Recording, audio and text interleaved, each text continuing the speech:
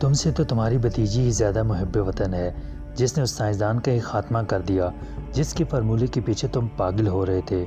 اور یہ بھی بتا دوں کہ اب مجھے معلوم ہو گیا ہے کہ کافرستانیوں کا اصل مشن کیا تھا۔ وہ سالمن تنظیم کو استعمال کر کے یہ فارمولہ اپنے لیے حاصل کرنا چاہتے تھے کہ پاکیشیا کے ساتھ پہاڑی جنگ میں اسے استعمال کر کے پاکیشیا کو مفلوج کیا جا سکے، لیکن وہ پاکیشیا سیکرٹ سروس کے خوف سے کھل کر سامنے نہ آ رہے تھے۔ ویسے کرنل بشمورے، برمورا کا پاکیشیا میں اغوا کا ڈرامہ کرنا تمہاری سب سے بڑی حماقت تھی، اور یقیناً یہ حماقت تم نے خود اپنے دماغ کے بل بوتے پر کی ہوگی۔ اگر تم کافرستانیوں سے اس کا ذکر کرتے تو وہ کبھی تمہیں اس کی اجازت نہ دیتے۔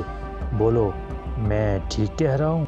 عمران نے کرنل بشمورے کے چپٹے ریوالور کی نال پر ہاتھ پھیرتے ہوئے مسکراتے ہوئے کہا۔ اس کے چہرے پر ایسا اطمینان تھا جیسے وہ جان لیوا جھگڑے کی بجائے دوستوں کے ساتھ بیٹھ کر تاش کھیلتا رہا ہو۔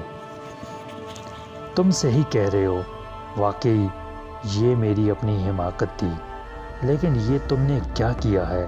میرا جسم کیوں حرکت نہیں کر رہا؟ کرنل بشمورے نے گھٹے گھٹے لہجے میں کہا۔ اگر میں چاہوں تو تم باقی زندگی اسی طرح بے بسی اور مفلوج پن میں گزار دو گے۔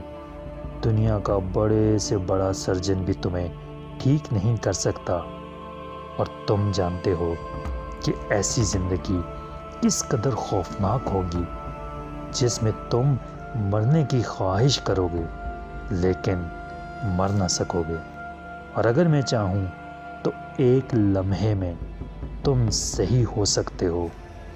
بولو، کیا چاہتے ہو؟ عمران نے مسکراتے ہوئے جواب دیا۔ تم نے وعدہ کیا تھا کہ مجھے چھوڑ دو گے، پلیز مجھے ٹھیک کر دو یا پھر گولی مار دو۔ میں ایسی بے بسی اور لاچاری کی زندگی نہیں گزار سکتا، پلیز مجھ پر رحم کرو۔ کرنل بشمورے ایک بار پھر گڑ گڑانے لگا۔ یار، تمہاری عادت بڑی گندی ہے کہ جب تم پر کوئی آفت ٹوٹے گڑ گڑانے لگتے ہو، اور جب مصیبت کٹے تو دوسروں کو گولیاں مارنا شروع کر دیتے ہو۔ میں نے تو وعدہ پورا کر دیا تھا، لیکن تم نے خود ہی مجھے اس چپٹے ریوالور سے گولی مار دی۔ اب بتاؤ، مرا ہوا آدمی کسی پر کیا رحم کھا سکتا ہے؟ عمران نے منہ بناتے ہوئے کہا۔ تم انسان نہیں ہو، کوئی اور چیز ہو، میں وعدہ کرتا ہوں کہ… کرنل بشمورے نے اسی طرح عاجزانہ انداز میں گڑ گڑاتے ہوئے کہا کہ تمہیں موقع ملتے ہی انسان بنا دوں گا۔ ٹھیک ہے، تو تمہارا یہ ریوالور انسان بنانے کے کام آتا ہے۔ خوب۔ عمران نے مسکراتے ہوئے اس کا فکرہ مکمل کر دیا، اور اس کے بعد اس نے ریوالور کا رخ کرنل بشمورے کی طرف کر دیا۔ آخری بار معاف کر دو، پلیز مجھے معاف کر دو۔ کرنل بشمورے نے بری طرح خوفزدہ ہوتے ہوئے کہا، کیونکہ ریوالور سیدھا کرتے ہی عمران کے چہرے پر یک لخت انتہا درجے کی سرد مہری چھا گئی تھی۔ ایک شرط ہے کہ تم میرے سامنے سیکرٹ سروس کو ہدایت کر دو کہ وہ پاکیشیا سیکرٹ سروس سے مکمل تعاون کریں گے۔ عمران نے ہونٹ بھنجتے ہوئے کہا، میں کر دیتا ہوں۔ تم ٹیلی فون اٹھا کر میرے قریب رکھو اور اس پر 10301 نمبر گھما کر ریسیور میرے کانوں سے لگا دو۔ کرنل بشمورے نے فوراً رضامند ہوتے ہوئے کہا۔ عمران سر ہلاتا ہوا آگے بڑھا اور اس نے کونے میں تپائی پر رکھا ہوا ٹیلی فون اٹھا کر اس کی لمبی تار کو گھسیٹتا ہوا فون فرش پر پڑے ہوئے کرنل بشمورے کے قریب رکھا، اور پھر اس نے خود ہی ریسیور اٹھا کر نمبر گھمایا اور ریسیور کرنل بشمورے کے کانوں سے لگا دیا، اور خود نیچے بیٹھ کر اپنے کان بھی ریسیور کے ساتھ لگا لیے۔ یس، راٹھور اسپیکنگ۔ چند لمحوں بعد دوسری طرف سے ایک بھاری آواز سنائی دی۔ کرنل بشمورے بول رہا ہوں راٹھور، کیا رپورٹ ہے؟ کرنل بشمورے نے کہا۔ کس بارے میں سر؟ پاکیشیا سیکرٹ سروس کو تو آپ کے حکم پر اسپیشل ایجنسی والے اغوا کر کے لے گئے تھے سر۔ اس کے بعد مجھے تو کوئی اطلاع نہیں۔ البتہ سر، آپ نے سالمن تنظیم کے متعلق ایکشن گروپ کو فعال کرنے کا حکم دیا تھا سر، وہ میں نے کر دیا۔ ایکشن گروپ والوں نے بڑی جدوجہد کے بعد کیفے ڈریگون کے مالک اور زیر زمین دنیا کے مشہور گنڈے شاکانہ کے متعلق پتہ چلایا ہے کہ اس کا سالمن تنظیم سے گہرا تعلق ہے اور وہ شہر میں سالمن تنظیم کے مفادات کا نگران بھی ہے اور ان کو خوراک اور اسلحہ وغیرہ بھی سپلائی کرتا ہے۔ لیکن اس کی تنظیم، جسے شاکانہ گروپ کا نام دیا جاتا ہے، انتہائی مؤثر، فعال اور طاقتور ہے۔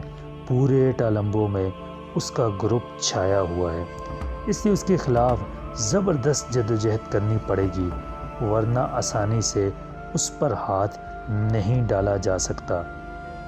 اب آپ جیسے حکم کریں، راٹھور نے جواب دیا۔ اسی لمحے عمران نے ریسیور واپس کھینچا اور اپنے ہونٹوں پر انگلی رکھ کر کرنل بشمورے کو خاموش رہنے کے لیے کہا۔ ہیلو سر، آپ نے جواب نہیں دیا۔ دوسری طرف سے راٹھور نے خاموشی محسوس کر کے تیز لہجے میں کہا، سنو راٹھور، پاکیشیا سیکرٹ سروس شری ٹنگا کے مفاد میں کام کرنے آئی ہے۔ ہمیں غلط فہمی ہوئی تھی، صدر مملکت نے انہیں خاص طور پر بلوایا ہے۔ وہ سالمن تنظیم کے خلاف کام کرنے آئی ہے، اس لیے یہاں کی سیکرٹ سروس ان کے ساتھ بھرپور تعاون کرے گی۔ عمران نے کرنل بشمورے کے لہجے اور آواز میں خود بات کرتے ہوئے کہا، اور کرنل بشمورے ہو بہو اپنی آواز اور لہجہ عمران کے منہ سے نکلتے دیکھ کر حیرت سے دنگ رہ گیا۔ اس کی آنکھیں ایک بار پھر پھیلنے لگ گئی تھی۔ اوہ یس سر، میں پہلے بھی سوچ رہا تھا کہ پاکیشیا سے تو ہمارے بہترین تعلقات ہیں، لیکن سر آپ نے خود ہی اس کی نگرانی کا حکم دیا تھا، اس لیے سر اب جیسا حکم سر۔ دوسری طرف سے راٹھور نے جواب دیا، اچھا اب میرا حکم غور سے سن لو۔ میں ایک اہم سرکاری مشن پر کچھ عرصے کے لیے ملک سے باہر جا رہا ہوں۔ اس دوران اسپیشل ایجنسی کا چیف پرنس آف ڈھمپ تمہارا انچارج ہوگا۔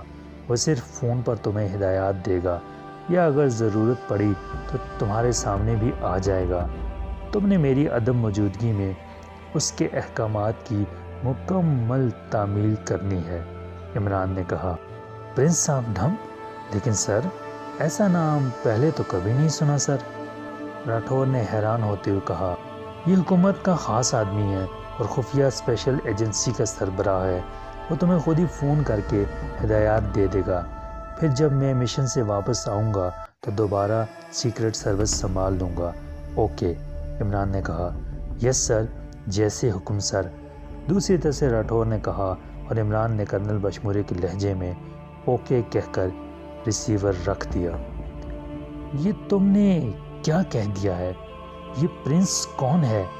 کرنل بشمورے نے حیرت بھرے لہجے میں کہا، تمہیں بہرحال طویل اہم مشن پر جانا ہے تو تمہارے بعد کسی نہ کسی کو تو انچارج بننا ہی تھا۔ عمران نے مسکراتے ہوئے کہا، کون سے مشن پر؟ کرنل بشمورے نے کچھ نہ سمجھنے والے انداز میں کہا، ڈیتھ مشن پر کرنل۔ میں کسی کافرستانی ایجنٹ کو زندہ رکھنے کا قائل نہیں ہوں، اس لیے تم اپنے مشن پر روانہ ہو جاؤ۔ عمران نے انتہائی سرد لہجے میں کہا اور دوسرے لمحے اس نے ہاتھ میں پکڑے ہوئے کرنل بشمورے کے چپٹے ریوالور کا ٹریگر دبا دیا۔ دوسرے لمحے چٹک کی آواز کے ساتھ ہی کرنل بشمورے کو چیخنے کا بھی موقع نہ ملا اور گولی ٹھیک اس کی پیشانی میں گھسی۔ اس نے اس کی کھوپڑی کی پرخچے اڑا دیے۔ عمران نے ایک طویل سانس لیتے ہوئے ریوالور جیب میں ڈالا اور پھر اس نے عمارت کی تلاشی لینی شروع کر دی۔ اس نے چونکہ خود یہاں کی سیکرٹ سروس کا عارضی چیف بننے کا فیصلہ کر لیا تھا، اس لیے اس نے مناسب سمجھا کہ اس عمارت کی اصل نوعیت کا اندازہ کر لے۔ پھر تقریباً آدھے گھنٹے بعد جب وہ تلاشی سے فارغ ہوا تو اسے عمارت کے متعلق بہت کچھ معلوم ہو گیا کہ اس عمارت کو کرنل بشمورے اپنے ذاتی ہیڈ کوارٹر کے طور پر استعمال کرتا تھا۔ یہاں سے ایک برقی بٹی کا بھی پتہ چل گیا تھا، چنانچہ اس کے لیے کرنل بشمورے سمیت باقی لاشوں کو ٹھکانے لگانے کا کام آسان ہو گیا۔ چنانچہ اس نے سب سے پہلے کرنل بشمورے کی لاش کو بھٹی کی نظر کیا اور اس کے بعد باری باری باقی لاشیں بھی بھٹی میں جلا کر راکھ کر دیں۔ اب وہ پوری طرح مطمئن ہو گیا تھا اور اب مسئلہ صرف پاکیشیا سیکرٹ سروس کی تلاش کا تھا۔ چنانچہ اس نے مناسب سمجھا کہ وسیع حیطۂ عمل کے ٹرانسمیٹر پر پہلے پاکیزیہ میں بلیک زیرو سے بات کرے تاکہ اس سے پتہ چل سکے کہ اس نے کس کس ممبر کو یہاں بھیجا ہے اور کیا ہدایات دے کر۔ چنانچہ اس نے ٹرانسمیٹر پر بلیک زیرو کی لانگ رینج فریکوینسی سیٹ کرنی شروع کر دی۔